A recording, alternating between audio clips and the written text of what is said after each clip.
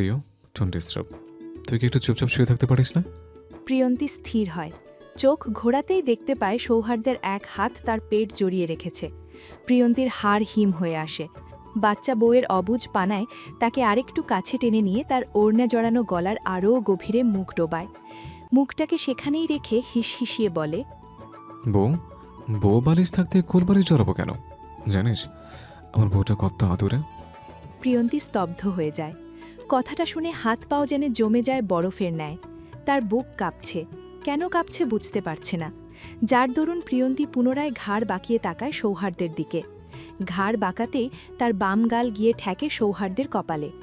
সৌহার্দ্য হুড়মুড়িয়ে উঠে বসে। এলোমেলো চুলগুলো পেছনে ঠেলে দিয়ে প্রিয়ন্তীর গাল হাতুড়াতে থাকে পাগলের মতন। প্রিয়ন্তী ভরকায়। সৌহার্দ্যের এই অদ্ভুত আচরণ বোধগম্য হচ্ছে না তার। যার দরুন সহসাই ভ্রূম কুচকে তাকায় সৌহার্দ্যের দিকে। তখনই সৌহার্দ্য অধৈর্যের ন্যায় বলতে থাকে, প্রিয়, তোর কি শীত করছে? গাল তো এমন ঠান্ডা আছে কেন? জ্বর এসছে? আমাকে আগে বলিস নি কেন? তুই কবে বড় হবি বলতো? আমাকে কবে একটু শান্তি দিবি? কথাগুলো বলতে বলতেই প্রিয়ন্তীকে আরও একটা কম্বলে মুড়িয়ে দেয় সৌহার্দ্য। কম্বল জড়ানো শেষ হতেই তার হাত দুটো চলে যায় প্রিয়ন্তীর মাথায়। সে কপালে ভাঁজ ফেলে চিন্তিত ভঙ্গিতে প্রিয়ন্তীর মাথা আর গালের চারপাশের ওড়নাটা ঠিক করে দিচ্ছে অস্থির চিত্তে। প্রিয়ন্তী বিস্মিত হয়। ড্যাব ড্যাব করে দেখতে থাকে সৌহার্দ্যের পাগলামি। সৌহার্দ্য বড় একটা শ্বাস টেনে স্থির হয়। প্রিয়ন্তীর কোনো হেলদোল না দেখে সহসাই তাকে একটানে বসিয়ে জড়িয়ে নেয় নিজের বুকের সাথে। প্রিয়ন্তী কিংকর্তব্য বিমূঢ় হয়ে যায়। সৌহার্দ্যের আকস্মিক করা কাজে মুখটাও হাঁ হয়ে যায় কিঞ্চিত। সৌহার্দ্য পুনরায় পেছন থেকে আরও একটা কম্বল দিয়ে জড়িয়ে নেয় প্রিয়ন্তীকে। 3টে কম্বলের ভারে প্রিয়ন্তী ল্যাপটে যায় সৌহার্দ্যের বুকে। সেখান থেকেই চোখ পিটপিট করে তাকায় জালানার দিকে। সেই জালানা দিয়ে আসা মৃদু বাতাসে জালানার সেই পর্দাগুলো নড়ছে। সেই বাতাসেই প্রিয়ন্তীর গাল দুটো ঠান্ডা হয়ে গিয়েছিল। আর এই লোকটা কি সব উল্টোপাল্টা ভাবছে। প্রিয়ন্তী ফোঁস করে নিঃশ্বাস ছাড়ে। তার দম বন্ধ হয়ে আসছে। এভাবে কেউ পেঁচিয়ে ধরে বুঝি? সহসাই সে মাথা তুলে তাকায় সৌহার্দ্যের দিকে। প্রিয়ন্তীকে মাথা তুলে তাকাতে দেখে সৌহার্দ্য ফটাফট প্রিয়ন্তীর গাল দুটো চেপে ধরে। প্রিয়ন্তীর মুখটা নিজের মুখ বরাবর এনে হিসহিসিয়ে বলে, ঠান্ডা কমেছে? না কমলে বল, আমার ছোঁয়ায় উষ্ণ করে দিই। প্রিয়ন্তীর কান গরম হয়ে আসে। হাত পা শিরশির করে ওঠে অজানা অনুভূতিতে। যে অনুভূতির সাথে সে এখনও পরিচিত নয়। তবে সহসাই নিজেকে সৌহার্দ্যের থেকে ছাড়িয়ে এক লাফে নেমে পড়ে বিছানা থেকে। প্রিয়ন্তীর এহেন কাণ্ডে সৌহার্দ্য থ মেরে বসে থাকে। সে তো তেমন কিছুই বলল না, তবে তার বউটা এভাবে পালিয়ে গেল কেন? সৌহার্দ্য পুনরায় তাকায় দরজার দিকে। প্রিয়ন্তীর পালিয়ে যাওয়া ব্যাপারটা মাথায় আসতেই মৃদু হাসি ফুটে ওঠে মুখাবয়বে, যার দরুন মাথা নিচু করে হেসে নেয় খানিকটা। প্রিয়ন্তীর চলে যাওয়ার দিকে তাকিয়ে বিড়বিড়িয়ে বলতে থাকে, দিস ইজ নট ফেয়ার বউ পাখি। তোর তো লজ্জা পেয়ে আমার বুকে মুখ লাগানোর কথা। ঘড়িতে সকাল 8টা। নোটপ্যাড আর কলম হাতে বাগানের ঠিক মধ্যিখানে দাঁড়িয়ে আছে কাইফা। তার সামনেই 3টা রিকশা আর 5টা ভ্যানগাড়ি সারিবদ্ধভাবে দাঁড়ানো। তার সাথে আসা ডেকোরেশনের লোকগুলো একে একে সবগুলো চেয়ার টেবিল তুলে দিচ্ছে ভ্যানগাড়িতে, আর সৌন্দর্যবর্ধক কাপড় আর ফুলগুলোকে তুলে দিচ্ছে রিকশায়। কাইফা দাঁড়িয়ে দাঁড়িয়ে সেগুলোরই হিসাব করছে ভ্রু কুচকে। তখনই জগিং শেষে বাড়িতে প্রবেশ করে প্রান্ত আর জারিফ। কাইফাকে ভ্রু কুচকে দাঁড়িয়ে থাকতে দেখে দুজনেই এসে দাঁড়ায় কাইফার সামনে। কাইফাকে দেখে জারিফের মুখে হাসি ফুটলেও পকেটে হাত গুজে ভ্রু কুচকে তাকায় প্রান্ত। কাইফাকে আপাদমস্তক পর্যবেক্ষণ করেই সহসা চোখ ঘুরিয়ে তাকায় আকাশের পানে। সূর্যটা আজ বেশ মাথাচাড়া দিয়ে উঠেছে, যার দরুন সকাল সকালই তেজ ছড়াচ্ছে ধরণীতে। সেই তেজের উত্তাপকে উপেক্ষা করে গায়ে শাল জড়িয়ে রেখেছে কাইফা। মূলত সেই কারণেই প্রান্ত ভ্রু কুচকে তাকিয়ে আছে কাইফার দিকে। এই মেয়েটার মাথায় সমস্যা আছে জানত, তবে এই মেয়েটা যে গন্ডারও সেটা আজ জানল। কি করছো ঝগড়াবতী? জারিফের ডাকে বিরক্তিতে নোটপ্যাড থেকে চোখ তুলে তাকায় কাইফা।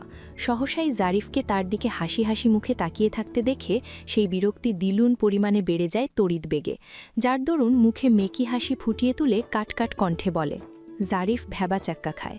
সে এতক্ষণ ঝুঁকে দাঁড়িয়ে থাকলেও কাইফার উত্তরে আনমনে সোজা হয়ে দাঁড়ায় ধীর গতিতে। বিস্ময়ে যেন চোখের পলকই ফেলতে ভুলে গিয়েছে বেচারা। জারিফের এহানো কাণ্ডে মুখ লুকিয়ে হাসে প্রান্ত। তার ছেঁড়া মেয়ে যে তার মাথার তারটাও ছিঁড়ে দিবে ভাবতেই পুনরায় মাথা নিচু করে হাসে নিঃশব্দে। জারিফ ধাতস্থ হয়, মাথা এদিক সেদিক ঘুরিয়ে লাশ খুঁজতে থাকে। তবে লাশ নামক কোনো কিছুর নিশানা না পেয়ে পুনরায় জিজ্ঞেস করে, লাশ কোথায়? এখানে তো সব চেয়ার টেবিল। কাইফা ফোঁস করে নিঃশ্বাস ছাড়ে। এক হাত কোমরে বেঁধে কাটকাট কণ্ঠে বলে, যখন দেখতেই পাচ্ছেন এখানে চেয়ার টেবিল আছে, তাহলে জিজ্ঞেস করছেন কেন কি গুনছি? কাইফা বুবু, জলদি চলো, পিউ বুবু তোমার লাগে খাওন লইয়া বইয়া রইছে।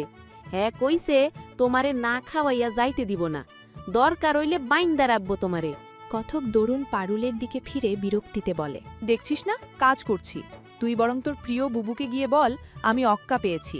পারুল চোখ পিটপিট করে তাকায়। অক্কা পাওয়া মানে বোধগম্য না হতেই মাথা চুলকায় কতক্ষণ, তবে নিজেকে ধাতস্থ করে মিনমিনিয়ে জিজ্ঞেস করে, অক্কা পাওয়া মানে কি বুবু? কাইফা চোখ উল্টে তাকায়। নোটপ্যাডে পুনরায় লিখতে লিখতে আত্মবিশ্বাসী কণ্ঠে বলে, অক্কা পাওয়া মানে অনেক বেশি ব্যস্ত হওয়া। কাইফা লাশগুনি। কাইফার কথায় ফিক করে হেসে ফেলে জারিফ, তবে প্রান্ত দাঁত কিরমিরিয়ে বলে ওঠে, স্টুপিড, ওটাকে অক্কা পাওয়া বলে না, ওটাকে বলে অতিশয় ব্যস্ত হওয়া। অক্কা পাওয়া মানে মরে যাওয়া। তুই কি মরে গিয়েছিস? কাইফা বোকা হাসে। তার গ্রামার খারাপ এটা জানত, তবে ব্যাকরণেরও যে খারাপ সেটা জানত না। সহসাই পারুলের হাত দুটো চেপে ধরে তাড়াহুড়োই বলে, ঠিক আছে চল, আমি খেয়ে নিচ্ছি, বেঁধে টেধে রাখার দরকার নেই। এক পা এগিয়ে যেতেই তার সামনে হুড়মুড়িয়ে এসে দাঁড়ায় জারিফ। জারিফের আকস্মিক আগমনে পা দুটো থেমে যায় কাইফার, যার দরুন জারিফের দিকে ভ্রুকুচকে তাকাতেই জারিফ আমতা আমতা করে বলে ওঠে, তুমি চাইলে আমি তোমার কাজটা করে দিতে পারি, ইফ ইউ ডোন্ট মাইন্ড। কাইফা বিরক্ত হয়, ফোঁস করে নিঃশ্বাস ছেড়ে কাটকাট কণ্ঠে বলে, লাগবে না আঙ্কেল, ধন্যবাদ। জারিফ আহম্মকের মতো তাকিয়ে থাকে। সহসাই তার চোয়াল ঝুড়ে সামনের দিকে হেলে পড়ে। এই মেয়েটি তাকে আঙ্কেল বলছে, তাকে কোন দিক দিয়ে আঙ্কেলের মতো লাগে? রিকশাওয়ালা ভাইয়া, আপনারা কাজগুলো গুছিয়ে নিন, আমি খাবার শেষ করে এক্ষুনি আসছি। বলেই পারুলের সাথে গটগট পায়ে বাড়ির ভেতর চলে যায় কাইফা। জারিফ এতক্ষণ হাঁ করে থাকলেও এবার তার চোখ বেরিয়ে আসার উপক্রম। এই মেয়েটা তার মতো সুদর্শন ছেলেকে আঙ্কেল বলছে, আর সামনে দাঁতহীন সাদা দাড়িওয়ালা বৃদ্ধদের ভাইয়া বলছে, লাইক সিরিয়াসলি? জারিফ চোখ ডলে। পুনরায় বুড়ো রিকশাওয়ালাগুলোর দিকে তাকিয়ে হন্তদন্ত হয়ে ছুটে আসে প্রান্তের দিকে। প্রান্তের কোনো হেলদোল নেই, সে নির্বাক ভঙ্গিতে তাকিয়ে আছে বাড়ির প্রধান ফটকের দিকে। ভাই, am I looking like old man? No, you are not.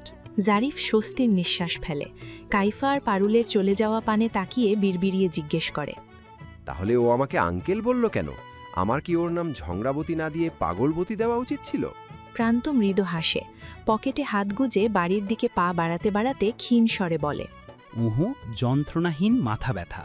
ঘড়িতে সকাল ৯টা। বাড়ির সকল সদস্য নাস্তার টেবিলে উপস্থিত। কন্যা বিদায়ের পর থেকেই বাড়িতে থমথমে পরিবেশ বিরাজ করছে। সেই পরিবেশকে আরও ভারী করে তুলছে উপস্থিত সকলের ফেলা দীর্ঘশ্বাস। সকলে যেন বারবার দীর্ঘশ্বাস ফেলে তাদের কষ্টের গভীরতার জানান দিচ্ছে। যার দরুন সকলেই খাবার বাদ দিয়ে চুপচাপ বসে আছে খাবার টেবিলে। নিষ্প্রাণ নিস্তেজ বাড়িটা যেন ক্রমশই হারিয়ে যাচ্ছে নিশ্চুপতায়। প্রিয়ন্তী সকলকে এক মনে খাবার বেড়ে দিচ্ছে আর সন্ধিহান দৃষ্টিতে সকল কিছু পর্যবেক্ষণ করছে। বাড়ির এই পরিবেশের সাথে সে পরিচিত নয়, যার দরুন আর চোখে তাকায় তার বড় মামার দিকে। তার বড় মামা মুখে দুহাত ঠেকিয়ে বসে রয়েছে গম্ভীর্যতা নিয়ে, যেন মুখের সেই গাম্ভীর্যতা দিয়ে কষ্ট লুকাতে চাইছে সুনিপূর্ণভাবে। কিন্তু সেই কষ্টটা আরও প্রকাশ পাচ্ছে সেই মলিন মুখাবয়ে। প্রিয়ন্তী দীর্ঘশ্বাস ফেলে, চোখ ঘুরিয়ে পুনরায় তাকায় তার বড় মামির দিকে, যে খাবার প্লেট সামনে নিয়ে বসে রয়েছে অশ্রুসিক্ত নয়নে। খাবারের প্লেটের দিকে তাকিয়ে তিনি বারবার চোখের জল মুছছে শাড়ির আঁচলে। তার দুই মেয়ের এক মেয়েও আজ বাড়িতে নেই, যার দরুন তার কষ্টটা যেন দ্বিগুণ পরিমাণে বেড়ে গিয়েছে। তার বড় মেয়ের মতো একদিন যে ছোটটাকেও এভাবে বিদায় দিতে হবে ভেবেই বুকটা ফেটে যাচ্ছে তার। মা এভাবে কান্না করছো কেন? তোমার মেয়েকে শ্বশুর বাড়ি পাঠিয়েছ, জমের বাড়ি নয়। প্রান্তের বিরক্তসূচক কথাটা কানে আসতেই ফ্যাচ ফ্যাচ করে কেঁদে ওঠে মোহনা চৌধুরী। শ্বশুরবাড়ি যে জমেরই বাড়ি সেটাই ব্যাটা ছেলেদের কে বোঝাবে? তারা তো আর জানে না একটা মেয়েকে নতুন সংসারে গিয়ে কত কি মানিয়ে নিয়ে হয়, কত কিছু সহ্য করতে হয় মুখ বুঝে, কত শখ আহ্লাদ বিসর্জন দিতে হয় অন্যের খুশিতে। সেটা যদি জানতো তাহলে কখনোই এসব বলতো না। মোহনা চৌধুরী শাড়ির আঁচলে চোখ মুছে নেয়। খাবারে মনোযোগ দিতেই নওশেদ চৌধুরী খাবার মুখে পুড়তে পুড়তে বলে ওঠে। প্রিয় মা, কাইফা কি চলে গিয়েছে? ওকে কোথাও দেখছি না যে। প্রিয়ন্তীর হাত থেমে যায়। স্থির হয়ে দাঁড়িয়ে হাত কচলাতে কচলাতে বলে, হ্যাঁ মামা। তুই ওকে থাকতে বলিসনি কেন? ও না হয় আমাদের সাথে মিহির শ্বশুরবাড়ি যেত। মেয়েটা 2 দিন ছিল, আরেকটা দিন থাকলে কি এমন ক্ষতি হতো? নওশেদ চৌধুরীর কথায় সকলে খাওয়া থামিয়ে তাকায় তার দিকে। এই কথাটা তাদের মাথাতেও এসেছে, যার দরুন কাইফা চলে যাওয়ার কথা শুনে সকলেই ভ্রু কুঁচকে তাকায় প্রিয়ন্তীর দিকে। তবে এইসবের মাঝে কোনো হেলদোল নেই প্রান্ত, শাহানা চৌধুরী আর সাহারা খাতুনের। তারা এক মনে খাবার খেয়েই যাচ্ছে। বাড়ির সকল মেহমান চলে গেলেও রয়ে যায় সাহারা খাতুন, সেই সাথে রয়ে যায় জারিফ, মানহা আর সিয়ারা। জারিফ চৌধুরী ভিলাতে থাকলেও গতকালই মিহির শ্বশুরবাড়ি চলে গিয়েছে মানহা আর সিয়ারা। জি বলেছিলাম মামা, কিন্তু ও আমার কথা শোনেনি। যখনই শুনেছে আমি যাব না, তখনই ও বেঁকে বসেছে। ও নিজেও যাবে না বলে। তাছাড়া ওর মাও নাকি অসুস্থ, তাই তাড়াহুড়ো করেই চলে গিয়েছে। প্রিয়ন্তীর কথা শেষ হতেই চৌধুরী বলে ওঠে, তুই যাবি না কেন? আমরা সকলেই তো যাচ্ছি। প্রিয়ন্তী চুপসে যায়। সে যেতে চাচ্ছে না দুটো কারণে। প্রথমত, সে কখনো বাড়ির বাইরের কোনো প্রোগ্রামে যায়নি, আর দ্বিতীয়ত সায়ানের জন্য। সে আবার ওখানে গেলে সায়ান কি না কি করে বসে সেটা নিয়েও একটু একটু ভয় হচ্ছে তার। তবে নিজের ভয়টা সামলে নিয়ে নওয়াব চৌধুরীর উদ্দেশ্যে আমতা আমতা করে বলে, আমার এসব ভালো লাগে না মামা। আমি না হয় বাড়িতেই থাকি। নানু আর পারুল্য তো থাকবেই বাড়িতে। তোমরা যাও। তিনি খাওয়ায় মনোযোগ দেয়। সে জানত প্রিয়ন্তীর থেকে এমনই একটা উত্তর পাবে, যার দরুন সে আর ব্যাপারটাকে ঘাটায় না। তবে দীর্ঘশ্বাস ফেলে নওশেদ চৌধুরী। মেয়েটা একদম তার মায়ের বিপরীত হয়েছে। তার মা যতটা চঞ্চল ছিল, সে যেন ততটাই শান্ত। তাদের কথার মাঝেই নূর চৌধুরী বলে ওঠে, প্রিয়, মুনাফ এখনো ওঠেনি। সকলেই তো নাস্তার টেবিলে উপস্থিত, তাহলে ও আসেনি কেন?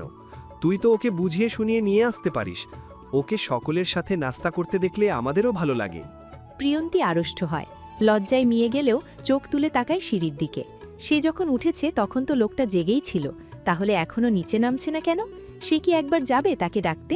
প্রিয়ন্তী কথাটা ভাবলেও তার মন সায় দেয় না, যার দরুন নূর চৌধুরীর উদ্দেশ্যে মিহি সুরে বলে, তুমি চিন্তা করো না মামা। সকলের খাওয়া শেষ হলে আমি গিয়ে ওনাকে খাবার দিয়ে আসবো। আমাকে খাবার দেবেন না বৌমনি? Trust me, I am so much hungry. কথাটা কানে আসতেই কেঁপে ওঠে প্রিয়ন্তী। কেউ যেন তার কানের কাছে এসেই কথাটা বলল, যার দরুন তার ঘোমটা ভেদ করে লোকটির গরম নিঃশ্বাস পৌঁছায় প্রিয়ন্তীর কানে। প্রিয়ন্তী তড়িৎ বেগে পিছু ফিরে তাকায়। সহসাই তার চোখাচোখি হয় সায়ানের সাথে। প্রিয়ন্তীকে তার দিকে ফিরতে দেখে চোখ টিপে সায়ান। প্রিয়ন্তী ভরকায়। অস্বস্তিতে মাথা নুইয়ে ফেলতেই সায়ান মুচকি হেসে তার পাশ কাটিয়ে গিয়ে চেয়ারে বসে পড়ে নিঃসংকোচে। সায়ানের এই হেনকাণ্ডে উপস্থিত সকলেই বিস্মিত হয়। হঠাৎ এত সকালে সায়ানের আগমন কারোরই বোধগম্য হচ্ছে না।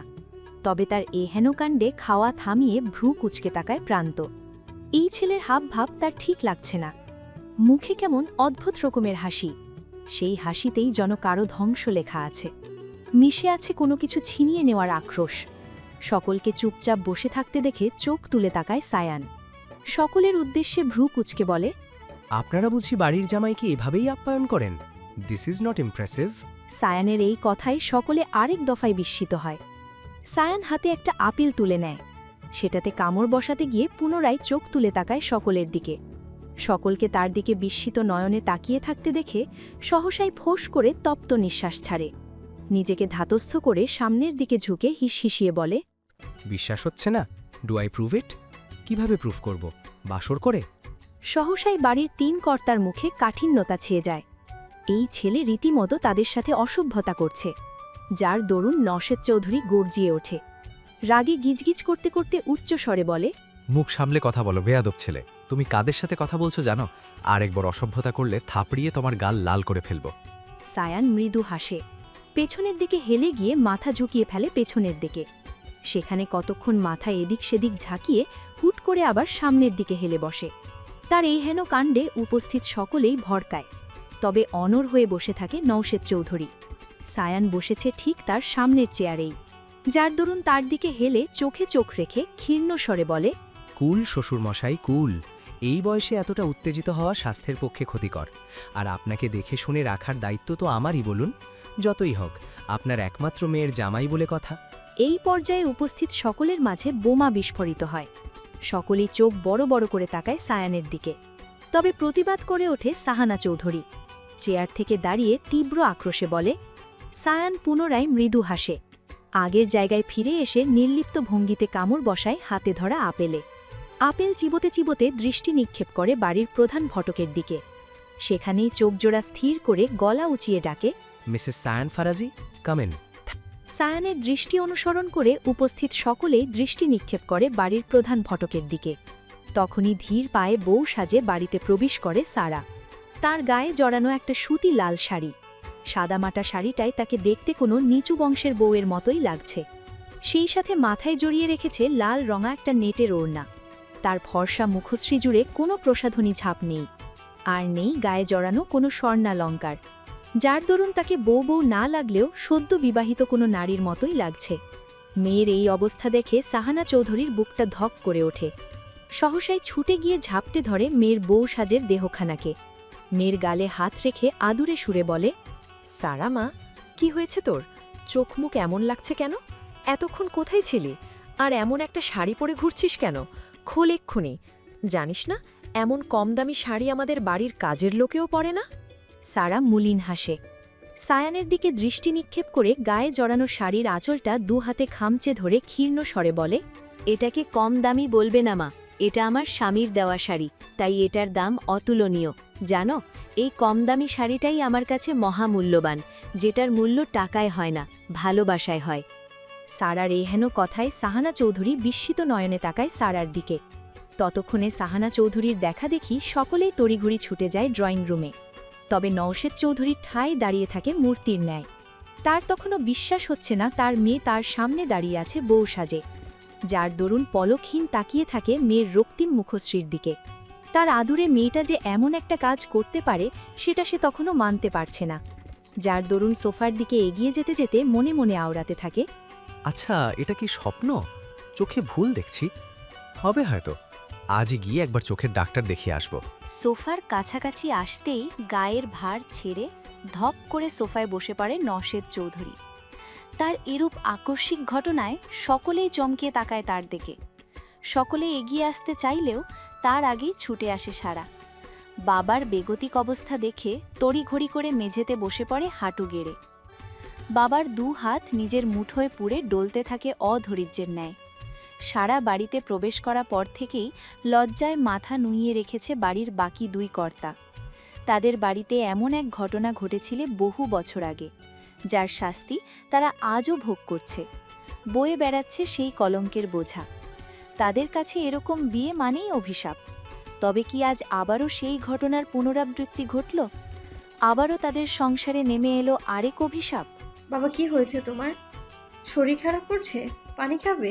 পারুল, যা তো বাবার জন্য এক গ্লাস পানি নিয়ে আয়, তাড়াতাড়ি যা। পারুল দূরেই দাঁড়িয়েছিল চুপটি করে, যার দরুন আদেশ পাওয়া মাত্রই ছুটে যায় পানি আনতে।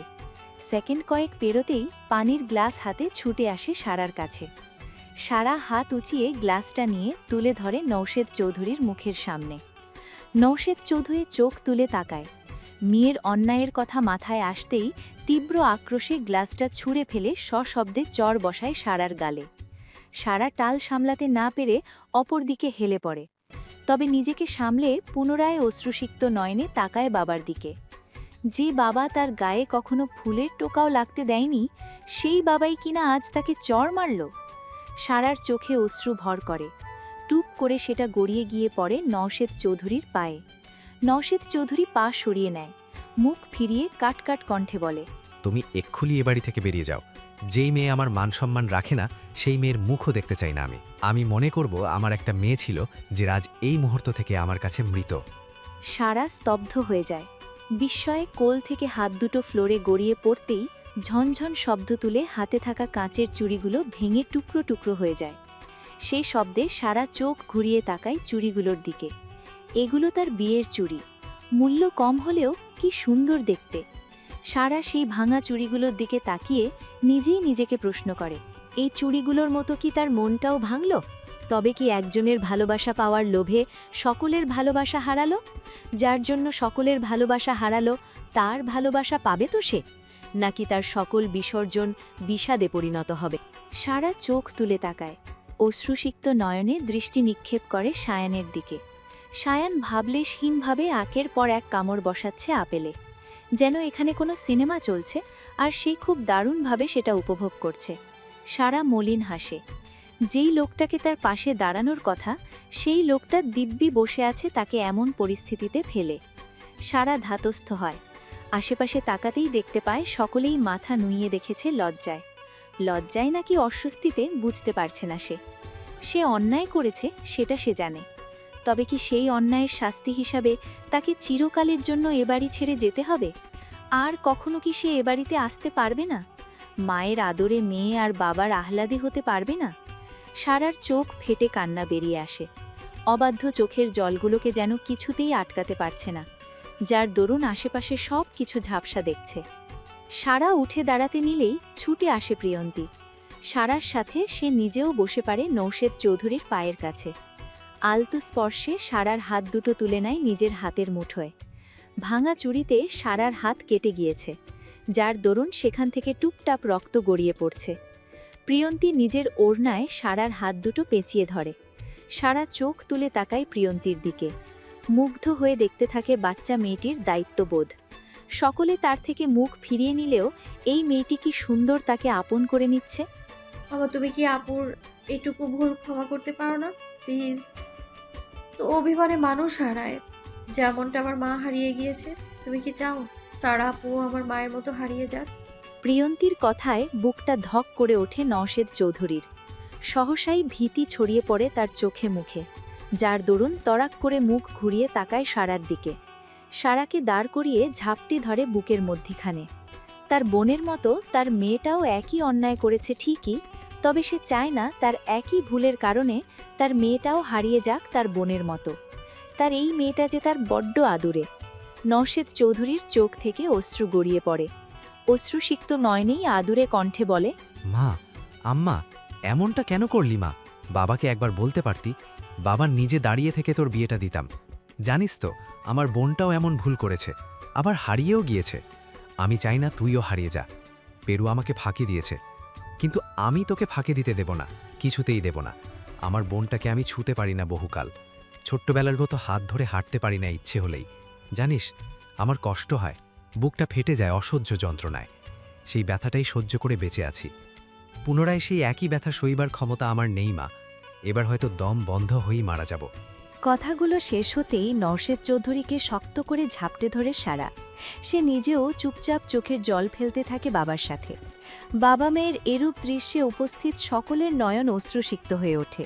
তবে পুনরায় আরেক দফায় প্রিয়ন্তীর উপর মুগ্ধ হয় বাড়ির উপস্থিত সদস্যগণ, যার দরুন নওয়াব আর নূর চৌধুরী এগিয়ে এসে মাথায় হাত রাখে প্রিয়ন্তীর। সে এভাবে না বললে হয়তো মানসম্মানের ভয়ে তারা পুনরায় একই ভুল করত। হয়তো পুনরায় তারা হারিয়ে ফেলত বাড়ির আরও একটি স্নিগ্ধ ফুলকে। এত কিছুর মাঝেও কোনো হেলদোল নেই শাহানা চৌধুরীর। সে তখনও দূরে দাঁড়িয়ে স্তব্ধ নয়নে তাকিয়ে আছে মেয়ের দিকে। মেয়ের হঠাৎ এরূপ সিদ্ধান্তের কোনো কুল কিনারা পাচ্ছেন না তিনি। তখনই আপেল হাতে ধীর পায়ে শাহানা চৌধুরীর দিকে এগিয়ে আসে সায়ান। তার প্রথম এবং দ্বিতীয় প্ল্যানটা সাকসেসফুল হওয়ায় সহসাই মুখে মৃদু হাসি ফুটে ওঠে সকলের অগোচরে। সে চেয়েছিল সারাকে বিয়ে করে এ বাড়িতে প্রবেশ করতে, কিন্তু সেটা যে এত সহজেই হয়ে যাবে সেটা সে ভাবতেও পারেনি। যার দরুন শাহানা চৌধুরীর দিকে এগিয়ে যেতে যেতে এক পলক তাকায় সায়ানের দিকে। প্রিয়ন্তীর দিকে তাকিয়েই বিড়বিড়িয়ে বলে, thanks for helping me Putuli. এখন থেকে আমার এই বাড়িতে আসা যাওয়া হবে তোমার জন্য বিশেষ surprise. Just wait and watch. Sayan স্থির হয়ে দাঁড়ায় শাহানা চৌধুরীর মুখোমুখি। সহসাই তার চোখাচোখি হয় শাহানা চৌধুরীর ঘৃণিত দৃষ্টির সাথে। সায়ান মাথা নিচু করে হাসে।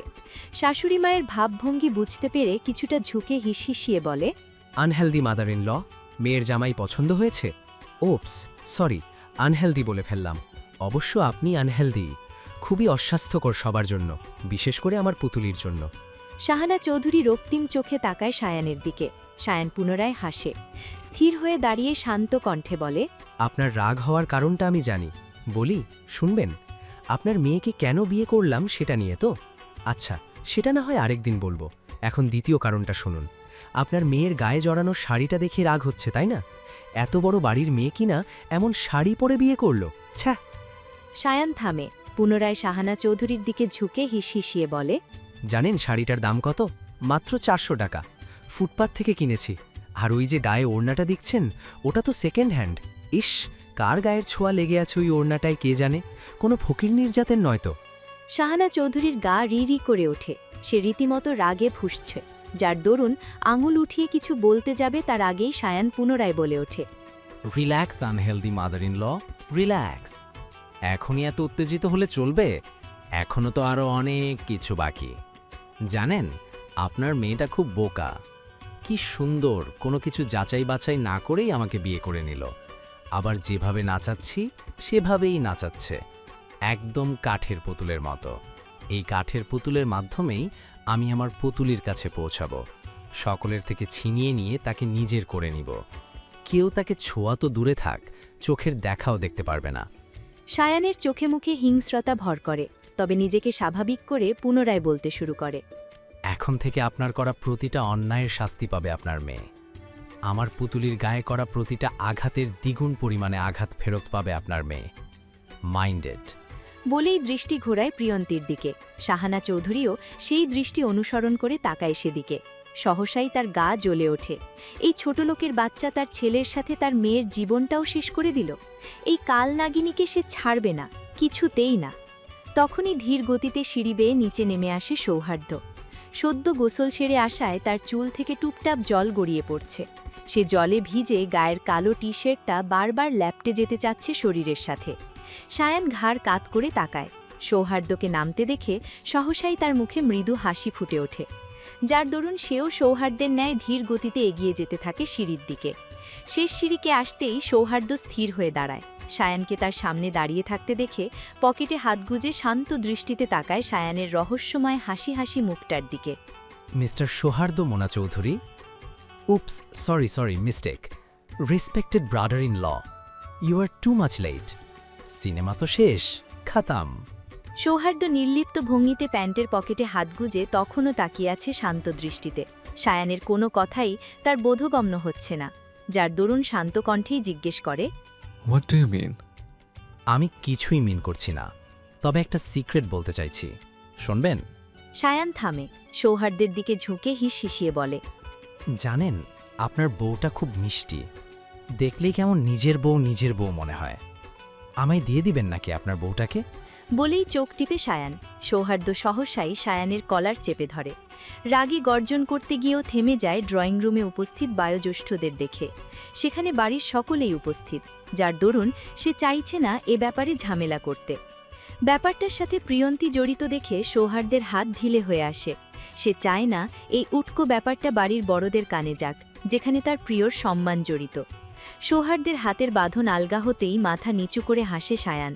সে জানত সৌহার্দ্য আমনটাই করবে, যার দরুন নিজের কলার থেকে সৌহার্দ্যের হাত দুটো ছাড়িয়ে নিয়ে বুকে হাত বেঁধে পুনরায় ঝুঁকে বলে। সায়ান ঘাড় কাত করে প্রিয়ন্তীর দিকে চোখ ঘুরিয়ে পুনরায় আনমনে বলে, আপনার বউটা এত মিষ্টি কেন বলুন তো? কি সুন্দর পবিত্র পবিত্র ঘ্রাণ নিয়ে ঘুরে বেড়ায়। আশেপাশে থাকলেই মনে হয় জান্নাতে চলে এসেছি। পৃথিবীর বুকে এমন জান্নাত কই পাই বলুন তো? কিন্তু আপনার বাড়িতে আছে। সেই জান্নাতটাকেই আমার চাই, যেভাবেই হোক। প্রয়োজন হলে ছিনিয়ে নিব। পরজন্ম বলে যদি কিছু থাকতো, তাহলে সেই জন্মে আমি আপনার আগে আমার পুতুলির পিছু নিতাম, আপনার আগে তাকে আমার করে নিতাম। কিন্তু কি করার বলুন তো? পরজন্ম বলে তো কিছু নেই। যা করার এই জন্মেই করতে হবে। তাই সুখে থাকার জন্য আমার সুখ পাখিকে চাই, এই জন্মেই চাই। বলেই হিংস্র দৃষ্টি নিক্ষেপ করে সৌহার্দ্যের দিকে। সায়ানের হিংস্রতা দেখে মাথা নিচু করে হাসে সৌহার্দ্য। সহসাই সিঁড়ির শেষ ধাপ অতিক্রম করে মুখোমুখি দাঁড়ায় সায়ানের। তার শার্টের কলারটা ঠিক করে দিতে দিতে হিস হিসিয়ে বলে, মিস্টার শায়ান ফরাসি, পরজন্ম বলে যদি কিছু থাকে, তাহলে সেই জন্মে আমি আপনার ছায়াও আমার বাবনের উপর পড়তে দেব না। আর বাকি রইল এই জন্মের কথা। এই জন্মে আপনার নিঃশ্বাসটা আমার প্রিয়কে স্পর্শ করতে পারবে না। যদি সেটা করতেও চায়, তাহলে আমি সেই নিঃশ্বাসটাকে বন্ধ করে দিব। মাইন্ডেড। বলেই গট গট পায়ে হেঁটে চলে যায় ড্রয়িং রুমের দিকে। সৌহার্দ্যের কথায় সায়ানের রাগ যেন আরও বেড়ে যায়, যার দরুন হাত দুটো মুষ্টিবদ্ধ করে বিড়বিড়িয়ে বলে, অ্যাট এনি কস্ট। দুপুরের প্রথম প্রহর চলমান। সকাল হতেই চৌধুরী ভিলা জুড়ে বিরাজ করা থমথমে পরিবেশটা যেন হঠাৎই হাওয়ায় মিলিয়ে গিয়েছে সারা আর সায়ানের আগমনে, যার দরুন বাড়ির প্রত্যেকটা সদস্য আপাতত ব্যস্ত মেয়েদের শ্বশুরবাড়ি যাওয়া নিয়ে। তাছাড়া একই বাড়িতে 2 মেয়ের শ্বশুরবাড়ি হওয়ার তাদের যেন বেশ সুবিধাই হলো। তাই কেউ কেউ হুম্বিতম্বি করে পারুলকে হাঁক ডাকছে সাজসজ্জার জিনিসপত্রগুলো এগিয়ে দেওয়ার জন্য, তো কেউ কেউ রহিম চাচাকে ডাকছে মিষ্টি আর ফলফলাদির প্যাকেটগুলো গুছিয়ে রাখার জন্য। কিন্তু এত কিছুর মাঝেও কোনো হেলদোল নেই প্রিয়ন্তীর। সে চুপটি করে দাঁড়িয়ে আছে রান্নাঘরের বেসিনের সামনে। সকালে সায়ানের সেই হাড় হিম করা ডাকটা এখনও তার কানে বাজছে। সেই বৌমণি ডাকটা যেন বরংবার তাকে ভয়ে কাঁপিয়ে তুলছে মৃদু সুর তুলে। যদিও সায়ান আর সারা চলে গিয়েছে প্রায় ঘণ্টা 3 আগেই। যাওয়ার আগে সায়ান বাড়ির প্রত্যেকটা সদস্যকে পুনরায় দাওয়াত করে গিয়েছে বৌভাতের, কিন্তু প্রিয়ন্তীকে দাওয়াত করার জন্য এগিয়ে আসতে চাইলেও সে সৌহার্দ্যকে টপকে প্রিয়ন্তীর কাছাকাছি আসতে পারেনি। সৌহার্দ্য যেন ঢাল হয়ে দাঁড়িয়েছিল প্রিয়ন্তীর আশেপাশে। এক অদৃশ্য দেয়াল তুলে ধরেছিল প্রিয়ন্তীর চারদিকে, যার দরুন সায়ান দূর থেকেই ঘাড় কাত করে প্রিয়ন্তীর উদ্দেশ্যে হিসহিসিয়ে বলে গিয়েছে, বৌমনি, সি ইউ এগেইন। সায়ানের এইটুকু কথায় সৌহার্দ্য শুধু মাথা নিচু করেই হেসেছে, যা চোখ এড়ায়নি প্রিয়ন্তীর। প্রিয়ন্তী এই হাসির মানে বোঝেনি, তবে এই একটা হাসি সায়ানের মুখাভঙ্গি পরিবর্তন করে দিয়েছিল। সহসাই কাঠিন্যতা ছেয়ে গিয়েছিল সায়ানের মুখাবয়ে। তাই প্রিয়ন্তী নিজেই নিজেকে প্রশ্ন করে, কি ছিল এই হাসিতে? কোনো কিছুর প্রতি তীব্র বিশ্বাস নাকি সায়ানের সেই কথার প্রতি বিরূপ? মায়ের যত্নে আর আহ্লাদে বড় হয়, সেখানে সে এই বয়সেই সংসার করছে, পুরো একটা পরিবার সামলাচ্ছে নিজ হাতে। তার না আছে আহ্লাদ করার জায়গা, আর না আছে মাথার উপর মায়ের ছায়া, যার দরুন নিজেই নিজেকে সামলায় সকল দুঃখে, কষ্টে আর অসহায়ত্বে।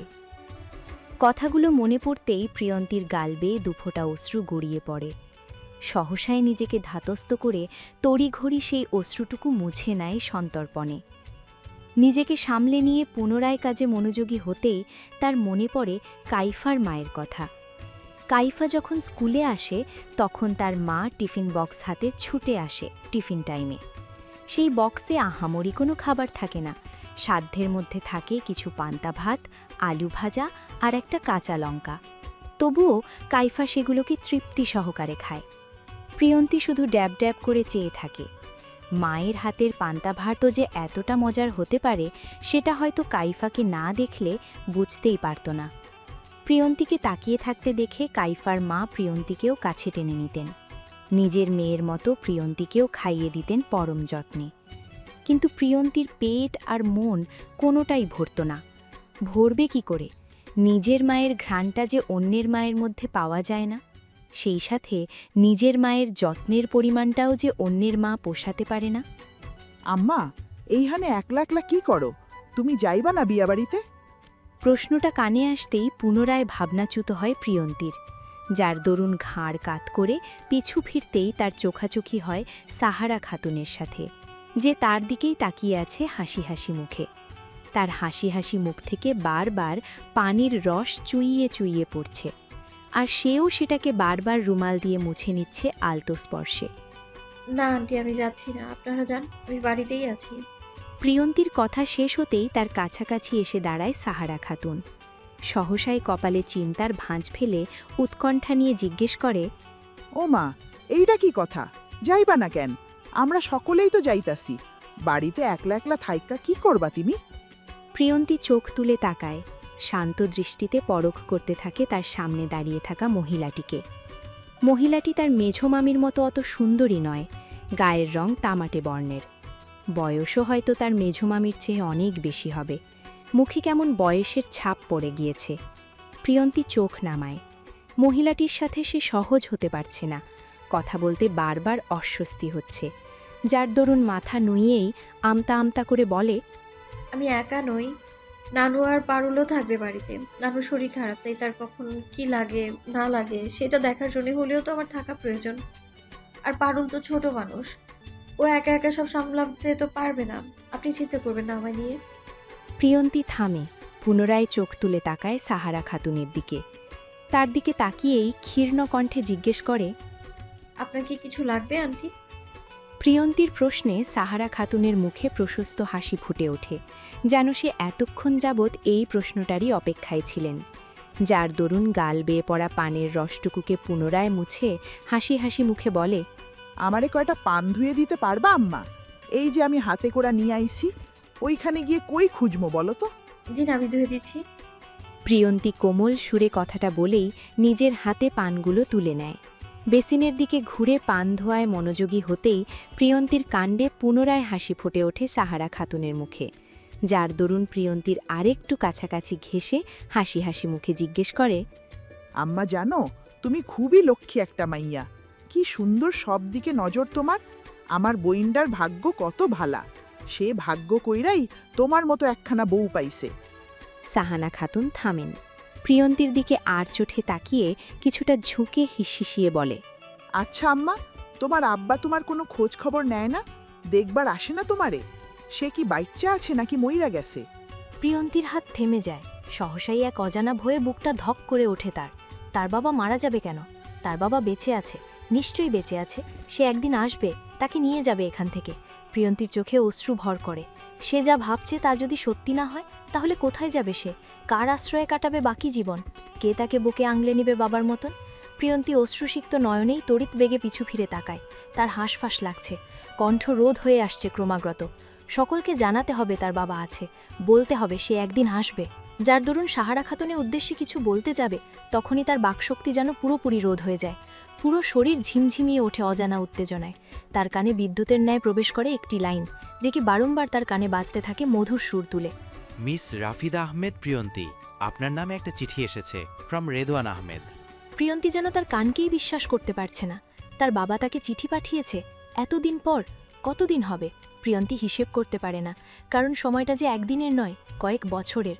প্রিয়ন্তী তড়িৎ বেগে ছুটে যায় দরজার কাছে। দরজার সম্মুখে মাথায় ক্যাপ পরিহিত একটি যুবক দাঁড়িয়ে আছে, যার চোখজোড়া স্থির চিঠির রেজিস্ট্রারের দিকে। ছেলেটির বয়স কতই বা হবে, 24 অথবা 25। প্রিয়ন্তী স্থির হয়, মাথার ওড়নাটা ঠিক করে নিয়ে ধীর পায়ে এগিয়ে গিয়ে কাঁপা কাঁপা কণ্ঠে বলে, আমি রাফিদা আহমেদ প্রিয়ন্তী। রেদওয়ান আহমেদ আমার বাবা। রিনরিনে মেয়েলি কণ্ঠস্বরে চোখ তুলে তাকায় দরজার সামনে দাঁড়িয়ে থাকা উজ্জ্বল শ্যামবর্ণের ছেলেটি। প্রিয়ন্তীকে দেখা মাত্রই ছেলেটির চোখ মুখ থেকে বিরক্তিভাব কেটে গিয়ে মুগ্ধতা ভর করে, যার দরুন ঘোরলাগা কণ্ঠেই বিড়বিড়িয়ে বলে ওঠে। প্রিয়ন্তী মিইয়ে যায়। অচেনা একটা যুবককে তার দিকে ঘোরলাগা দৃষ্টিতে তাকিয়ে থাকতে দেখে নিজেকে আরেকটু ঢেকে নেয় ওড়নার আড়ালে। তবুও তার অস্বস্তি কাটে না, যার দরুন ওড়নার এক কোণা চেপে ধরে ক্ষীর্ণ স্বরে বলে, আমার চিঠি। ছেলেটি ভেবা চাকা খায়। ঘোরের মধ্যে মুখ ফসকে বেফাস কথা বলে ফেলায় কিছুটা লজ্জায়ও পায়, ফলে ক্যাপটা দিয়ে চোখগুলোকে অরেকটু ঢেকে নেয় তড়িঘড়ি করে। সহসাই নিজেকে ধাতস্থ করে প্রিয়ন্তীর দিকে রেজিস্ট্রারের খাতাটা এগিয়ে দিয়ে দাঁড়িয়ে পড়ে মাথা নিচু করে। প্রিয়ন্তী খাতাটা এগিয়ে নিলেও সে সই করতে পারছে না। তার হাতের আঙুলগুলো মৃদু কাঁপছে, সেই সাথে বুকটাও কাঁপছে সমপরিমাণে। প্রিয়ন্তী লম্বা একটা শ্বাস টেনে নেয়। আর্যকে ছেলেটির হাতের দিকে তাকিয়ে দৃষ্টি নিক্ষেপ করে চিঠিখানার ওপর, যেখানে জলজল করছে রেদওয়ান আহমেদ নামটা। প্রিয়ন্তী সেই নামটার ওপরেই চোখজোড়া স্থির রেখে আনমনে সই করে রেজিস্ট্রারে, যেখানে গ্রহণকারিতার জায়গায় গোটা গোটা অক্ষরে লিখে দেয়, মিসেস প্রিয়ন্তী মুনাফ চৌধুরী। প্রিয়ন্তী হয়তো জানেও না সে আনমনে কোন নামে সই করেছে, কারণ তার সকল ধ্যান জ্ঞান ছিল সেই চিঠিখানার মধ্যেই। তবে সে সজ্ঞানে সৌহার্দ্যকে স্বামী হিসেবে না মানলেও তার অচেতন মন হয়তো অনেক আগেই সৌহার্দ্যকে তার স্বামী হিসেবে মেনে নিয়েছে, যার দরুন তার নামের জায়গায় মিস না লিখে মিসেস প্রিয়ন্তী মুনাফ লিখেছে। প্রিয়ন্তী রেজিস্টারটা এগিয়ে দিয়ে মাথা নিচু করে দাঁড়ায়। সময়ের সাথে পাল্লা দিয়ে তার অস্বস্তি যেন বেড়েই চলছে, যার ফলস্বরূপ সে অস্বস্তিতে হাত কচলাতে থাকে উসখুস মনে। ছেলেটি আর চোখে তাকায়। প্রিয়ন্তীকে হাত কচলাতে দেখে তার দিকে চিঠিটা এগিয়ে দেয় ধীর গতিতে। প্রিয়ন্তী কাঁপা কাঁপা হাতে সেটা তুলে নেয়। চিঠিটা পুরোপুরি তার হাতের মুঠোয় আসতেই এক ছুটে চলে যায় সিঁড়ির দিকে। ছেলেটি বিস্মিত নয়নে তাকায় সেদিকে। ক্যাপটাকে উঁচু করে মন্ত্রমুগ্ধের ন্যায় তাকিয়ে থাকে প্রিয়ন্তীর নুপুর জড়ানো পায়ের দিকে। প্রিয়ন্তী যেন চোখের পলকেই হাওয়ায় বিলিয়ে গিয়েছে, যার দরুন প্রিয়ন্তী চোখের আড়াল হতেই যুবকটি পুনরায় চোখ ঘুরিয়ে আনে রেজিস্ট্রারের দিকে। গ্রহণকারিতার স্থানে গোটা গোটা অক্ষরের সইটা দেখে ভ্রু কুচকে বিড়বিড়িয়ে বলে ওঠে, she is married? Unbelievable. Priyanti ছাদের শেষ সিঁড়িটা অতিক্রম করতে তার পা জোড়া থেমে যায় নিজ গতিতে, যার দরুন চিঠিটাকে বুকে জড়িয়ে ধীর পায়ে এগিয়ে যেতে থাকে তার ছোট্ট রুমটার দিকে। রুমটার কাছাকাছি আসতেই প্রিয়ন্তী পুনরায় থামে। সহসাই তার মনে পড়ে যায় এই বাড়িতে আসা প্রথম দিনের কথা। সে যখন তার মায়ের হাত ধরে এই রুমটাতে প্রবেশ করছিল, তখন সে তার মাকে বারবার প্রশ্ন করছিল, মা আমরা কি আজ থেকে এখানেই থাকবো? বাবা আসবে না? বাবা থাকবে না আমাদের সাথে? এই ছোট্ট রুমটাতে বাবা আমাদের থাকতে দিবে? দেখো রুমটা কি নোংরা। বাবাকে বলো না আমাদের এখান থেকে নিয়ে যেতে। বাবা কি আসবে না আমাদের নিতে? বাবার বুঝি কষ্ট হবে না আমাদের ছেড়ে থাকতে? প্রিয়ন্তীর সকল প্রশ্নে তার মা মুখে কুলু পেটে ঠায় দাঁড়িয়েছিলেন। বাচ্চা মেয়েটির কোনো প্রশ্নের উত্তর দিতে পারেননি সেদিন। কিন্তু আজ তার বাবা এসেছে। সশরীরে না আসতে পারলেও চিঠির মাধ্যমে এসেছে। সে আজ তার বাবার চিঠিটাকে বুকে জড়িয়ে পুনরায় এই ছোট্ট ঘরটাতে প্রবেশ করবে, যেমনটা সে প্রথম দিন প্রবেশ করতে চেয়েছিল তার বাবা আর মায়ের হাত ধরে। কিন্তু আজ তার মা নেই, তাতে কি, তার বাবা তো আছে। বাবা না হয় মায়ের আদরটুকু পুষিয়ে দিবে। প্রিয়ন্তীর চোখে পুনরায় অশ্রু ভর করে। সে অশ্রুসিক্ত নয়নে ধীর পায়ে প্রবেশ করে তার চিলে কোঠার ঘরটাতে। কয়েক পা এগিয়ে গিয়ে হাঁটু গেড়ে বসে পড়ে মেঝেতে, যার দরুন তার পিঠ গিয়ে ঠেকে খাটের কিনারায়। প্রিয়ন্তী শান্ত হয়। বড় বড় কয়েকটা শ্বাস টেনে চোখের পানিটুকু মুছে নেয় হাতের উল্টো পিঠ দিয়ে। কাঁপা কাঁপা হাতে চিঠিটা সামনে মেলতেই তার চোখ আটকে যায় প্রথম লাইনে, যেখানে গোটা গোটা অক্ষরে পেঁচিয়ে লেখা আছে, প্রিয় মা, আসসালামু আলাইকুম। কেমন আছো আম্মু? বাবা মিসড ইউ। প্রিয়ন্তী চোখ বুজে নেয়। বন্ধ চোখেই অনুভব করতে চায় বাবার আদুরে ডাকটা, কিন্তু প্রিয়ন্তী সেই কণ্ঠস্বরটা অনুভব করতে পারে না। তার বাবার কণ্ঠস্বরটা যেন সে ভুলেই গিয়েছে। সেই সাথে তার স্মৃতি থেকে বাবার মুখটাও মুছে গিয়েছে সময়ের পরিক্রমায়। প্রিয়ন্তী তড়াক করে চোখ মেলে তাকায়। উপায়ন্তর না পেয়ে চিঠির সেই লাইনটার ওপর হাত বুলাতে বুলাতে বিড়বিড়িয়ে বলে, আসসালামু আলাইকুম বাবা। তোমার প্রিয় মা একদম ভালো নেই। দেখো কেমন কান্না করে তোমার চিঠিখানা ভিজিয়ে ফেলেছে, তোমার আদরে জল ঢেলে দিচ্ছে। প্রিয়ন্তী ফিক করে হেসে ফেলে। সে তার বাবার সাথে এভাবেই কথা বলতো, গাল ফুলিয়ে বুকে হাত বেঁধে। কথাটা মনে পড়তেই প্রিয়ন্তীর চোখ থেকে আরেক ফোঁটা অশ্রু গড়িয়ে পড়ে চিঠিতে। প্রিয়ন্তী সতর্ক হয়, তড়িঘড়ি করে আঙুলের ডগা দিয়ে চিঠিতে পড়া পানিটুকু মুছে নেয়। এই চিঠিটাকে ভিজতে দেওয়া যাবে না। চিঠিটা যদি ছিঁড়ে যায় তাহলে পুনরায় কোথায় পাবে এমন আদর মাখানো চিঠি? প্রিয়ন্তী নিজেকে স্বাভাবিক করে নেয়। নড়ে চড়ে বসে পুনরায় মনোযোগী হয় চিঠি পড়ায়। প্রিয় মা, তুমি কি এখনো ছোট্ট পাখি আছো নাকি একটু একটু বড় হয়েছো? জানো, বাবা খুব সরি তোমার কাছে। এতদিন তোমার কোনো খোঁজ নিতে পারিনি, কোনো উপায়ই ছিল না তোমার খোঁজ নেবার। কিন্তু এখন আর কোনো বাধা নেই। তুমি চাইলে বাবার কাছে আসতে পারো। আসবে তো আম্মু? বাবা তোমার জন্য অপেক্ষা করব। আজ ঠিক বিকেল 5টায় অন্য একটা কাগজে ঠিকানা লিখে দিচ্ছি। তুমি চলে এসো। Baba will waiting for you. Priyanti তড়িঘড়ি আবারও খামটা হাতড়ায়। সহসাই সেখান থেকে বেরিয়ে আসে আরও একখানা কাগজ, যেখানে তার বাবার দেওয়া ঠিকানাটা লেখা আছে। প্রিয়ন্তী কাঁপা কাঁপা হাতে সেই ঠিকানার উপর হাত বুলায়। সেই অক্ষরগুলোকে হাত দিয়ে ছুঁইয়ে দিতে দিতে বিড়বিড়িয়ে বলে, আমি আসবো বাবা, তুমি থেকো আমার জন্য, শুধু আজকের জন্য নয়, সারা জীবনের জন্য। পুরো ফারাজি নিবাস জুড়ে বিরাজ করছে বৌভাত আমেজ। মিহিদের মতো রায়ানরাও তাদের বিয়ের সম্পূর্ণ আয়োজনটা করেছে তাদের বাগান বাড়িতে। কিছুক্ষণ আগেই তাদের এই প্রোগ্রামে এসে উপস্থিত হয় চৌধুরী বিলাস সকল সদস্য। সকলের মুখেই লেগে আছে এক প্রশান্তির হাসি, যার দরুন সকলেই এসে তাদের মেয়েদের সাথে মেতেছে খুশ গল্পে। তবে এইসবের মাঝেও মনে প্রশান্তি নেই রাদিন ফারাজি ও সুহানি ফরাজির। সায়ানের হঠাৎ পরিবর্তন তাদেরকে মনে আবারও ভয়ের বীজ বপন করছে। তারা সায়ানের এই রূপ দেখে যতটা না বিস্মিত হয়েছে, তার চেয়ে দ্বিগুণ বিস্মিত হয়েছে তার আকস্মিক বিয়ে খবরে। নিঃসন্দেহে তাদের দুই বউ রূপে গুণে তাদের দুই ছেলের সমতুল্য। তবে তারা গতকাল সায়ানের যে ধ্বংসযজ্ঞ দেখেছিল, তাতে তারা আপাতত ভয়ই পাচ্ছে। সায়ান পুরো বাড়িকে কাল রণক্ষেত্র বানিয়ে ফেলেছিল। পুরো বাড়ির জিনিসপত্র ভেঙে চূর্ণ দ্বিচূর্ণ করেছিল একটি মেয়ের জন্য। বাড়ির সকলে শুধু মূর্তির ন্যায় দাঁড়িয়ে দাঁড়িয়ে দেখেছিল সায়ানের সেই রুদ্ররূপ। একটা মেয়ের জন্য তাকে পুনরায় এমন পাগলামি করতে দেখে ভয়ে হাত পা ঠান্ডা হয়ে গিয়েছিল বাড়ির উপস্থিত সকলের। ছেলেটাকে একবার সামলেছি, এবার কিভাবে সামলাবো বলো তো? আমার ভয় হচ্ছে ও যদি রাগের বসে আবারও উল্টাপাল্টা কিছু করে বসে। সোহানি ফরাজির কথায় দীর্ঘশ্বাস ফেলে রাদিন ফরাজি। এই ব্যাপারে সেও কোনো কুল কিনারা পাচ্ছে না। তখনই তার চোখ পড়ে মিয়াদের দিকে। মিয়াদ সকলকে খাবার বেড়ে দেওয়ার ডিরেকশন দিচ্ছে। রাদিন ফরাজি হাত উঁচু করতে মিয়াদের চোখ পড়ে তার দিকে, যার দরুন টিস্যু হাতে হন্তদন্ত হয়ে ছুটে আসে রাদিন ফরাজির কাছে। কিছু বলবেন আঙ্কেল, নাকি কিছু লাগবে আপনাদের? রাদিন ফরাজি দুহাত পেছনে নিয়ে বাঁধেন, চিন্তিত ভঙ্গিতে মাথা নুইয়ে কিছুটা মৌনতা প্রকাশ করেন। কিছু একটা ভেবে চিন্তিত ভঙ্গিতে বলে, সায়ান গত 1 মাসটা চেকআপে যায়নি, তুমি এটা জানতে না? মিয়াদ নিশ্চুপ হয়ে যায়। সহসাই তার হাসি মিলিয়ে যায় মুখ থেকে।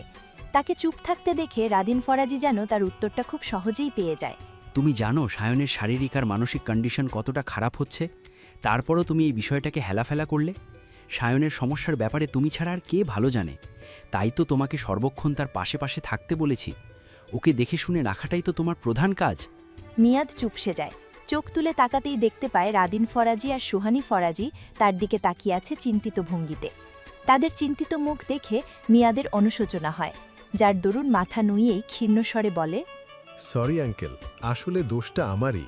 আমি সায়ানকে বারবার বলেছিলাম চেকআপে যেতে, কিন্তু সে যেতে চায়নি। তখনই আমাকে আপনাদের এই ব্যাপারটা ইনফর্ম করার দরকার ছিল। Again sorry.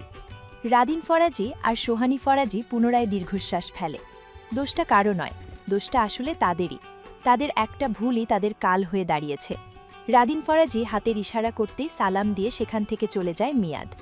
কিছুদূর আসতেই তার চোখ পড়ে সায়ানের দিকে, যে জুসের গ্লাস হাতে নিষ্পলক তাকিয়ে আছে বাড়ির প্রধান ফটকের দিকে, আর বারবার অস্থিরতা দিয়ে ঘড়ি দেখছে অধৈর্যের ন্যায়, যেন কোনো কিছুর জন্য অধীর আগ্রহে বসে আছে চাতক পাখির মতন। এখানে একা একা কি করছিস? তোর বউ তো ওইদিকে। মিয়াদের কণ্ঠস্বরে চমকিয়ে তাকায় সায়ান।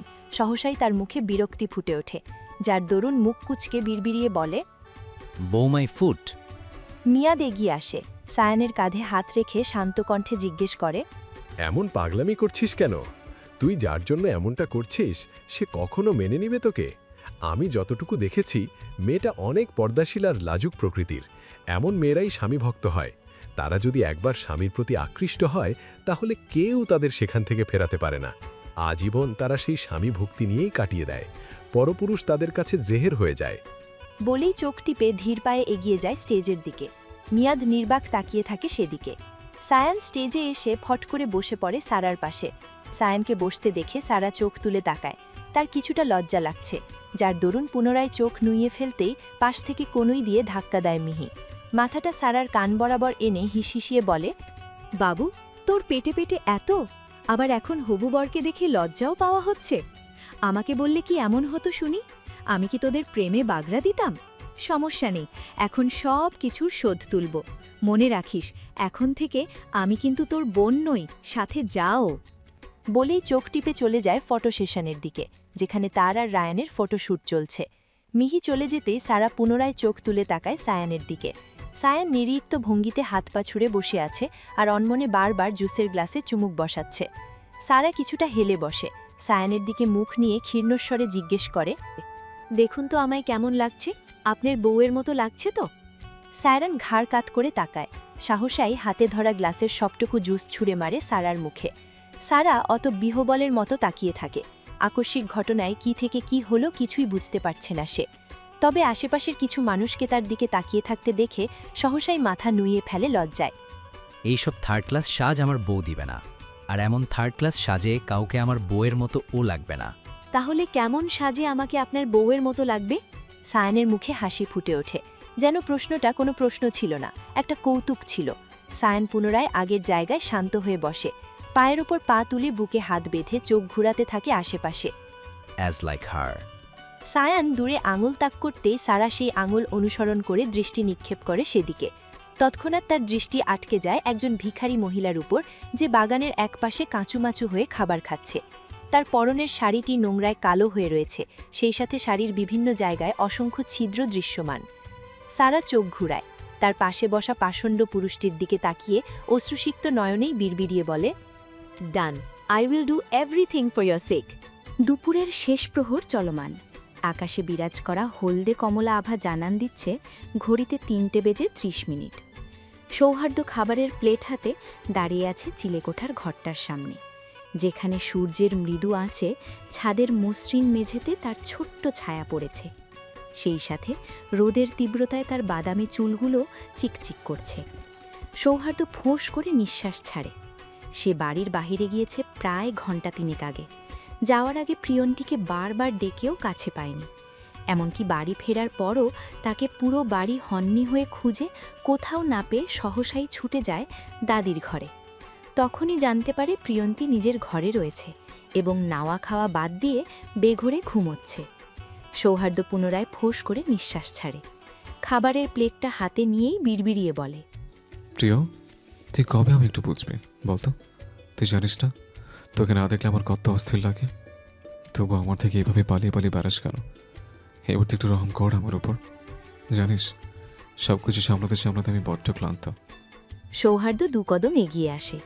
আশেপাশে না তাকিয়ে সোজা দৃষ্টি নিক্ষেপ করে প্রিয়ন্তীর চিলেকোঠার সেই টিনের দরজাটার উপর, যেটায় গোটা গোটা অক্ষরে লেখা আছে হ্যাভেন, যার অর্থ স্বর্গ। সৌহার্দ্য স্থির হয়ে দাঁড়ায়। লম্বা একটা শ্বাস টেনে ঘরে প্রবেশ করতেই তার চোখ জোড়া স্থির হয় প্রিয়ন্তীর ঘুমন্ত মুখটার উপর।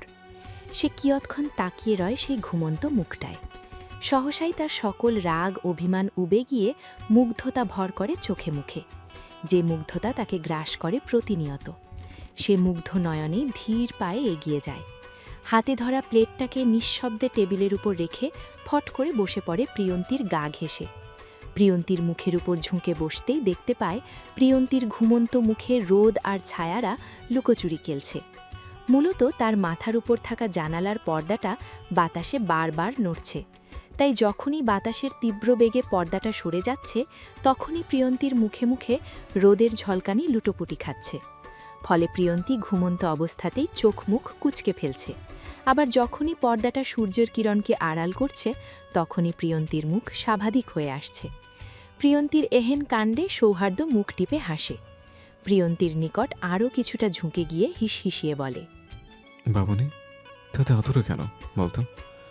আমি নিজেই তোকে এখনো এতগুলো চুমু খেতে পারি, কিন্তু এই সূর্যবাটা দিব্যি তোকে চুমু খেয়ে যাচ্ছে। I'm jealous about that and also jealous about him. Priyanti নুড়ে চড়ে ওঠে। কম্বলটাকে আরেকটু টেনে নিয়ে হাত দুটো ঠেকায় থুতনির নিচে। সৌহার্দ্য ভ্রূ কুচকে তাকায়। কুচকানো ভ্রূতেই নিষ্পলক সবটা পর্যবেক্ষণ করতে থাকে সন্ধিহান দৃষ্টিতে। প্রিয়ন্তীকে এভাবে ঘুমোতে দেখে পুনরায় তার কানের কাছে মুখ নিয়ে হিসহিসিয়ে বলে, বাবুনি বউ, why are you act like cute বিড়াল ছানা? আর কতটা দুর্বল করবি আমায়? এবার নিজেকে সামলাতে না পারলে সব দায় তোর। Do you understand what I mean? Priyanti ঘুমন্ত অবস্থায় কেঁপে ওঠে। তার মুখের উপর সৌহার্দ্যের উত্তপ্ত নিঃশ্বাস আছড়ে পড়ছে। মুখের উপর সেই উত্তপ্ত নিঃশ্বাসের আভাস পেতেই ঘুম হালকা হয়ে আসে প্রিয়ন্তীর, যার দরুন ঘুম ঘুম চোখেই ঢুলতে ঢুলতে উঠে বসে।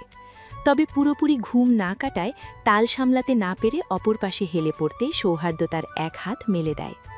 তৎক্ষণাৎ প্রিয়ন্তীর ছোট্ট মুখটা গিয়ে ঠেকে সৌহার্দ্যের বাঁ হাতের তালুতে। সৌহার্দ্য শান্ত দৃষ্টিতে তাকায়। প্রিয়ন্তীকে পুনরায় তার হাতের তালুতে ঘুমিয়ে পড়তে দেখে সহসাই মুখে মৃদু হাসি ফুটে ওঠে, যার দরুন মাথা নিচু করে হেসে নেয় নিঃশব্দে। তার বাচ্চা বউয়ের বাচ্চামিকে আরও একবার পিছলে পড়ে তার প্রেমে।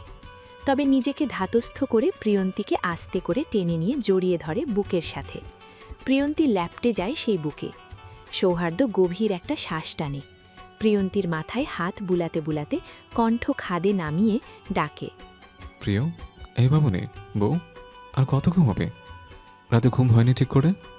সৌহার্দ্য থামে। প্রিয়ন্তীকে তখনও গভীর ঘুমে আচ্ছন্ন দেখে পুনরায় বলে, রাতে তো একটুও ডিস্টার্ব করিনি তোকে, বরং তুই আমাকে ডিস্টার্ব করেছিস। তোর গ্রান আমার নাকে সুর ছড়ে দিচ্ছিল, একবার নয় বারবার। একটু ঘুমোতে পারেনি সারা রাত। এখন তো আমার ঘুমানোর কথা। তোর কোলে মাথা রেখে ঘুমোতে দিবি আমায় প্লিজ? প্রিয়ন্তীর মস্তিষ্ক সজাগ হয়। সৌহার্দ্যের বুকে ল্যাপটে থাকা অবস্থায় নড়ে চড়ে উঠতেই তার গাল গিয়ে ঠেকে সৌহার্দ্যের শার্টের বোতামে। প্রিয়ন্তীর চোখ পিটপিট করে তাকায়। সহসাই তার চোখ জোড়া স্থির হয় শুভ্র রঙা শার্টের ওপর, যেটা থেকে পারফিউমের কড়া ঘ্রাণ ভেসে আসছে। প্রিয়ন্তী পুনরায় চোখ বুজে নেয়।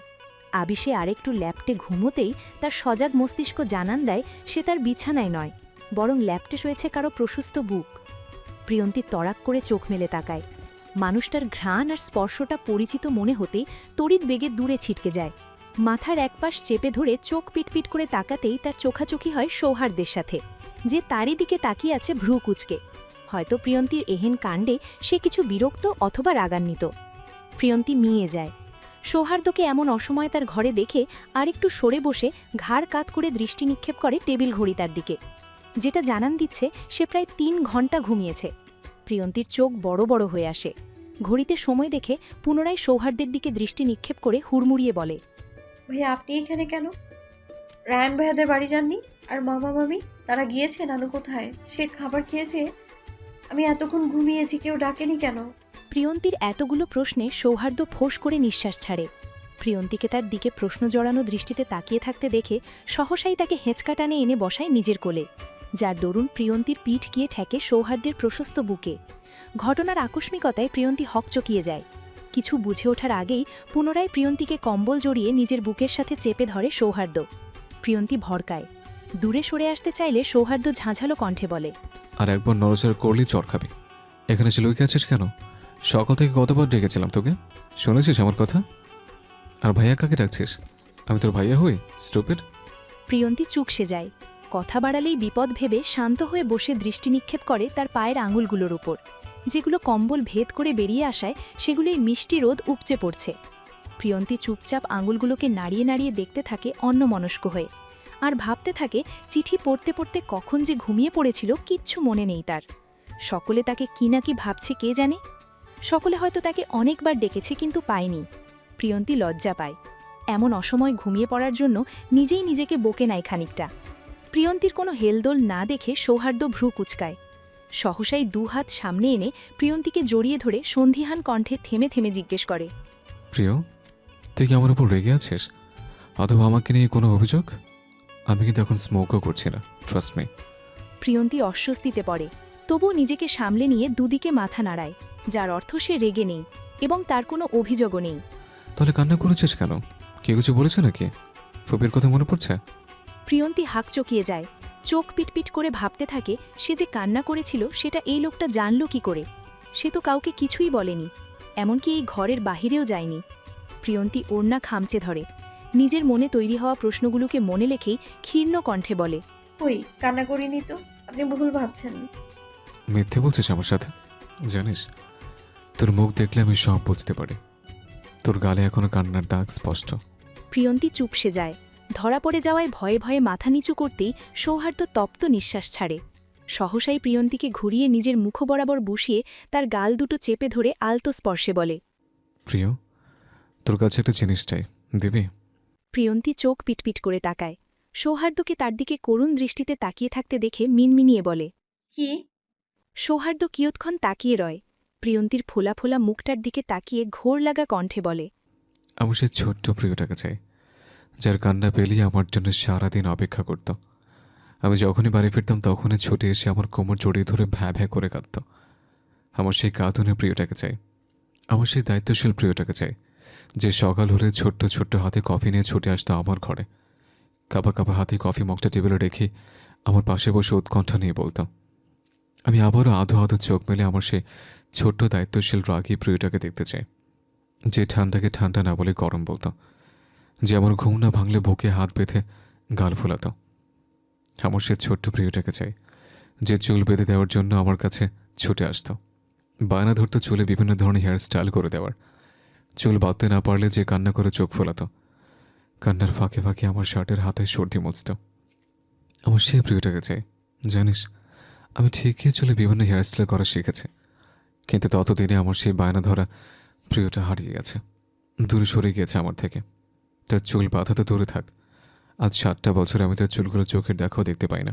সৌহার্দ্য থামে, দীর্ঘশ্বাস ফেলে প্রিয়ন্তীর সম্পূর্ণ মুখমণ্ডলে চোখ বুলিয়ে পুনরায় বলে, আমার সেই প্রাণোচ্ছল প্রিয়টাকে চাই, যে ক্রিকেট খেলায় আমাকে আউট করে সারা বাগানে ছোড়াছুড়ি করত। আমি বাড়ি ফিরলে যে পানির গ্লাস হাতে ছুটে আসত, নতুন জামা পরে আমার চারপাশে যে পাখির মতো উড়াউড়ি করত। আমার সেই প্রিয়টাকে চাই, সে অবুঝ পাচ্ছে পাখিটাকে, যার কাছে আমি বারংবার হারতে রাজি, কিন্তু তার জন্য আমি কারো কাছে হারতে রাজি নই। Not anyone else. প্রিয়ন্তীর বুকটা ধক করে উঠে। এতক্ষণ মুগ্ধ হয়ে সবটা শুনলেও তার মনে হলো শেষের কথাটা যেন সায়ানকেই উদ্দেশ্য করে বলা হয়েছে। প্রিয়ন্তী সন্দিহান দৃষ্টিতে তাকায়, নিজেই নিজেকে শুধায়, তবে কি সৌহার্দ্য ভাই সবটা জেনে গিয়েছে? সে কি তাকে ভুল বুঝছে অথবা খারাপ মেয়ে মনে করছে? হ্যাঁ কর, সকাল থেকে এখনো না খেয়ে আছিস কেন? তোর কি আমাকে একটু শান্তিতে থাকতে দিতে ইচ্ছে করে না? সারাক্ষণ তো জ্বালাস কেন আমাকে? প্রিয়ন্তীর ঘোর কাটে, চোখ পিটপিট করে তাকাতেই দেখতে পায় সৌহার্দ্য তার সামনে খাবারের লোকমা ধরে রেখেছে। প্রিয়ন্তী বাধ্য মেয়ের মতো লোকমাটা মুখে পুরে নেয়। তখনই টেবিল ঘড়িতে 4টা বাজার টিকটিক শব্দ হয়। শব্দ অনুসরণ করে প্রিয়ন্তী সেদিকে তাকায়। সহসাই তার বুকটা কেঁপে উঠে উত্তেজনায়। আর 1 ঘন্টা বাদেই তার বাবার সাথে তার দেখা হবে। তবে প্রিয়ন্তী চিন্তায় পড়ে, সে বাহিরে যাবে কি করে? তার কাছে তো 1 টাকাও নেই। প্রিয়ন্তী ইতিউতি পড়ে। সৌহার্দ্যের পানে আর চোখে তাকাতেই দেখতে পায় সে খুব মনোযোগ সহকারে খাবার মাখাচ্ছে। প্রিয়ন্তী স্থির হয়। ইতস্তত হাত কচলাতে কচলাতে মিনমিনিয়ে বলে, ভাইয়া আমাকে কিছু টাকা দেবেন? মামা দিলে ফেরত দিয়ে দিব, প্রমিস। সৌহার্দ্যের হাত থেমে যায়। প্রিয়ন্তীর দিকে ভ্রু কুচকে তাকাতেই প্রিয়ন্তী মাথা নুইয়ে ফেলে লজ্জায়। সৌহার্দ্য কিছুক্ষণ তাকিয়ে থাকে সেই মুখটার দিকে। সহসাই তার মুখে এক চিলতে হাসি ফুটে ওঠে। কতদিন পর তার প্রিয় নিজের মুখে তার কাছে কিছু চাইল, কথাটা ভাবতেই আনমনে পকেটে হাতড়িয়ে ওয়ালেটটা বের করে। সেটাকে প্রিয়ন্তীর সামনে রেখে পুনরায় খাবার মাখাতে মাখাতে বলে, এখানে কার্ড ক্যাশ দুটোই আছে, যা লাগে নিয়ে যা। আর টাকা ফেরত দিতে হবে না, শুধু একটু ভালোবাসা দিস, তাহলেই হবে। আমি এটারই কাঙাল, একদম ফকির। প্রিয়ন্তী বিষম খায়। কেশে উঠতেই সৌহার্দ্য তড়িঘড়ি পানির গ্লাস প্রিয়ন্তীর মুখের সামনে ধরে। প্রিয়ন্তী পানিতে চুমুক দিতেই সৌহার্দ্য উৎকণ্ঠা নিয়ে বলে,